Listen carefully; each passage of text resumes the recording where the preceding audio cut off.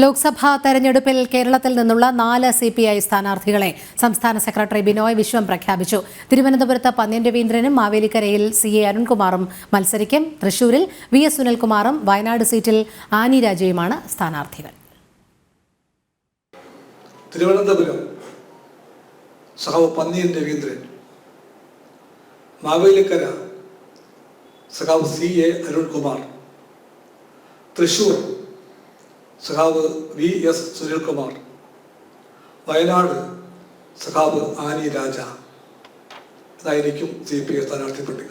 തിരുവനന്തപുരത്ത് മത്സരിക്കാൻ പന്ന്യൻ രവീന്ദ്രന് താല്പര്യമില്ലായിരുന്നെങ്കിലും പാർട്ടി നിർബന്ധത്തിന് പിന്നീട് വഴങ്ങുകയായിരുന്നു. മുൻ MPയും മുൻ സംസ്ഥാന സെക്രട്ടറിയുമാണ് കണ്ണൂർ സ്വദേശിയായ പന്ന്യൻ.